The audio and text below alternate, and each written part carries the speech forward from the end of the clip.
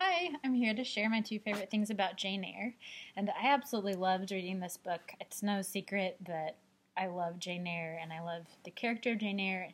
Um, but I think this time that I read the book, there are two things that stuck out to me the most. One is just what an authentic love and friendship and understanding Rochester and Jane had with each other. I feel like in today's culture, a lot of times the only thing we're taking into account in a relationship is sexual attraction. You know, are you attracted to this person? Do you think he's hot?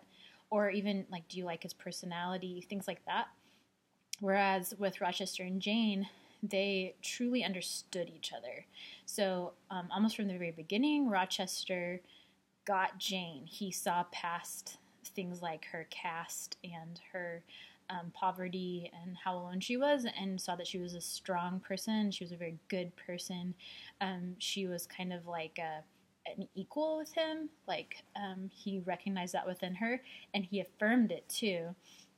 Um, he loved who she was. And same with Jane. She kind of understood Rochester. She didn't mind that he was gruff and mean and changeable. She liked him. She didn't, she loved even that he was impolite, that he wasn't trying to obey all of the customs of the time and all the traditions, because she'd met a lot of people who abided by the customs but were like evil in their hearts. But she could see that even though Rochester wasn't abiding by customs, he wanted to be good in his heart. And then, of course, Rochester noticed that Jane was actually good. So even though he had,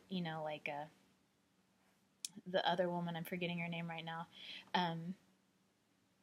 that this beautiful woman with the right background and with money and stuff, he recognized that she was an ungenerous, unkind person, and he would rather have Jane, who wasn't beautiful and didn't have money, because he loved her soul.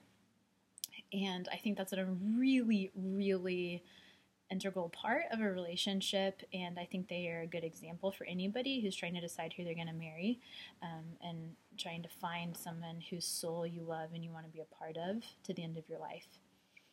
And the second thing is my absolute favorite part of the book, and that is Jane's moral fortitude. I can't imagine personally, I can't imagine a more trying situation than what she went through.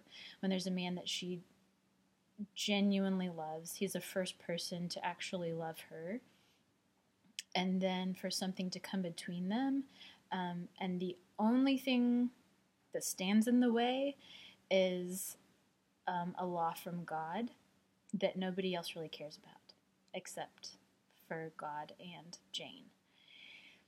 And she, even though all of her feelings are that she wants to stay with Rochester, and she's so worried that he's going to do something drastic or terrible or,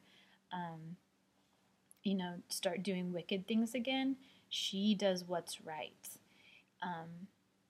And one of the most amazing sentences in the whole book is when she's sitting in her room right after she finds out about Rochester's marriage.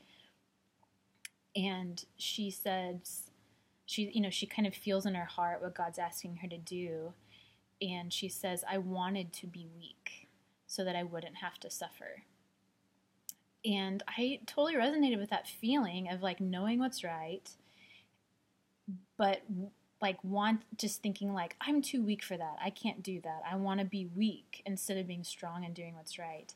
And of course she chooses to be strong, like incredibly strong, where she stands up against Rochester, and really in the face of death. Like she almost dies because of what she does.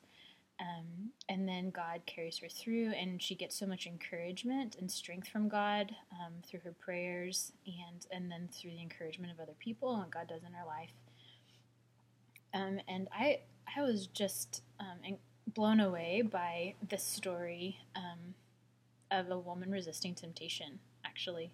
And I think it's a really powerful story to maybe relate to this generation of people who are having to combat some really big temptations when it comes to sexual sin and doing what's right, trying to do what God wants, or trying to do what feels good, or even what the world wants you to do. So that sounds, I don't know, I think it's an incredibly relevant message, even though the book is so old and the language is so old-fashioned. But that is my favorite thing about it. And I can't wait to hear what you liked about Jane Eyre.